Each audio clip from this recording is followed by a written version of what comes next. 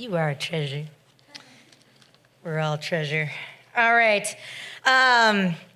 So when given the prompt celebration, first of all, I don't know if any of y'all were watching Grown Up Storytime during the pandemic, but we used to do a live stream, and one time, the July Storytime specifically, I decided I would celebrate Blairmas, because my birthday's on Christmas. It's a whole thing. A lot of backstory here, but I wanted to celebrate Blairmas in July, and I wanted to basically decorate my house with every single decoration that I had. And I realized back then that I just wanted joy so bad to happen. So we're gonna do that again, because I'm back in this point in my life where I just want joy so bad to happen. And in my role as a trivia host, I get to look up what all the national days are. Like, there's a whiskey sour day. Why? Marketing, definitely. But I looked up like what are the days out there? Did y'all know there's a Forgive Your Ex Day? Yeah. Oh, yeah, I had to look this up. I was like, who the fuck? Okay, so it was a dude. Mark, look, you can look this up. Mark Anthony Fernandez from the Philippines. Apparently it was like a reality show and you Google it. But the thing is like when the marketing people, they come up with these holidays, they have the little cute backstory and then they try to like tell you how to celebrate it. Here's their recommendations. You should, Oh my God, yeah, you need to reach out to them and ask for forgiveness. No. You need to thank them for the time that you had in their life. No. And then finally they say, see a counselor. And I'm just like, that's all you had to put.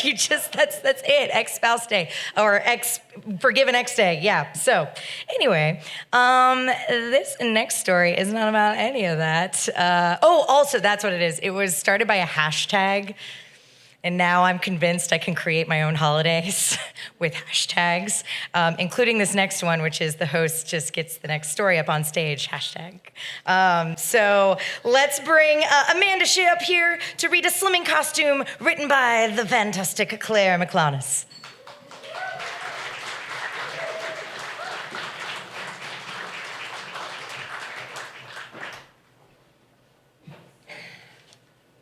All right. Oh, I am indeed shorter than Blair. That is what I found out today. Learn something new every day. Also, I don't know my counterclockwise or clockwise.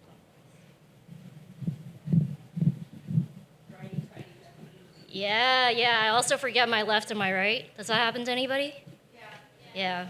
It's like, somewhere over there. Okay. This is a slimming costume. There was a time during the 90s, in my tween years, that being random was an important factor of my personality. My partially self-given nickname was Melvis, after all. Or was that only the case in my own tween mind? I mean, the reverence for randomness, not for the name Melvis. It had to do with being unique, original, and not a copier. But it indicated something more than that. Being random meant you were a rebel. And even more importantly than even that, for me at least, it meant that you were an interesting person. It was around this time that a friend of mine had decided to be a fork for Halloween, which subsequently resulted in her winning her entire school's Halloween costume contest, cash prize and all. Internally, I cursed the fact that I hadn't thought of something as ingenious myself. I was slipping. Not the strangest utensil in the drawer anymore, not the oddest fruit in the bunch. Ugh. And what's more, another friend had been a bunch of grapes the year prior to that Halloween. I really was losing my edge.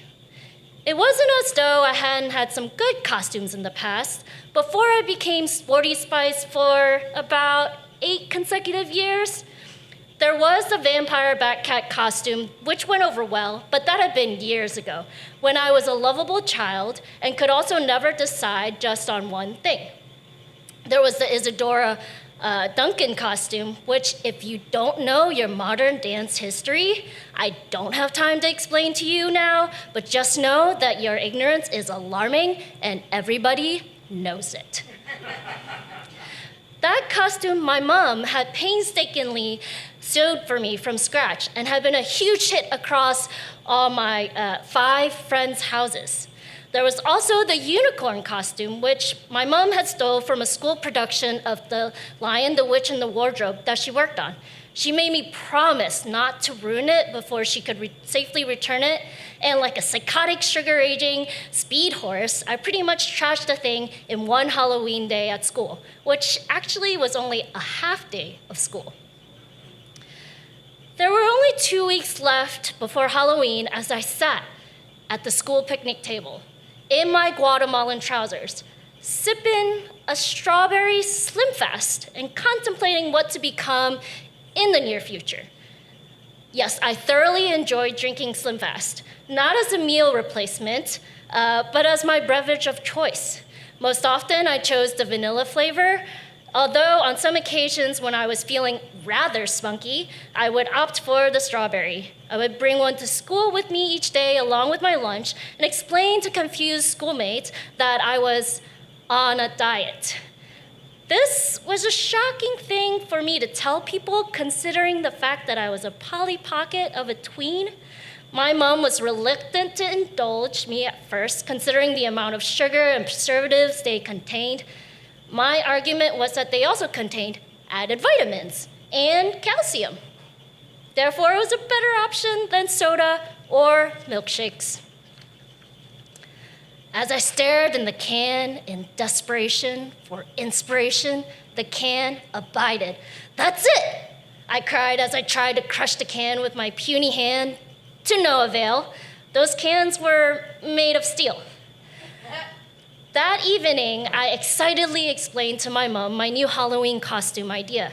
"Absolutely not," she shut it down immediately. "Why not?"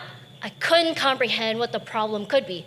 "Well, for starters, I know you tell everyone that you're on a diet at school, and I don't want people thinking I support that behavior, or that I'm a spokeswoman for the product or something." "Well then, I guess I'll have to make it myself then," I yelled, and stomped and probably slammed the bedroom door behind me. There was no real chance of me creating this costume without my mom's help, and we both knew it. The thing was, however, she had perhaps misjudged my resourcefulness and strangeness.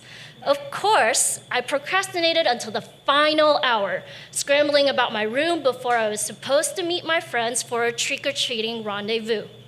For my costume, I wrapped my sleeping bag in a white sheet, then wrapped the sheeted bag around myself.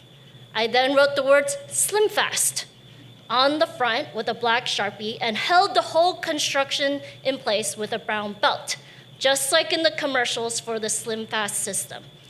I wore white long johns underneath to fully clothe myself, but because it was a very cold that Halloween Eve, I also wore plaid pajama pants over my long johns and a black hoodie over my top.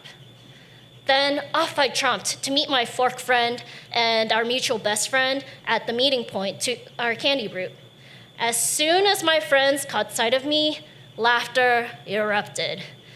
My friend and fellow trick-or-treaters were impeccably dressed as twin infants, with pacifiers like brooches on the collars of their baby pink and blue onesies and matching baby bottles in hand.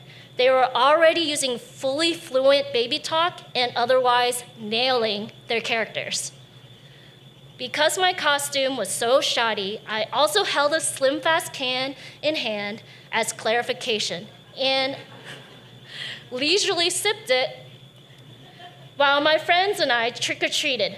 Yes, I indeed still had friends. After attempting to clarify what in the hell I was supposed to be to the treat distributors of the first few houses, it was decided by our group that I should morph into a homeless person stat.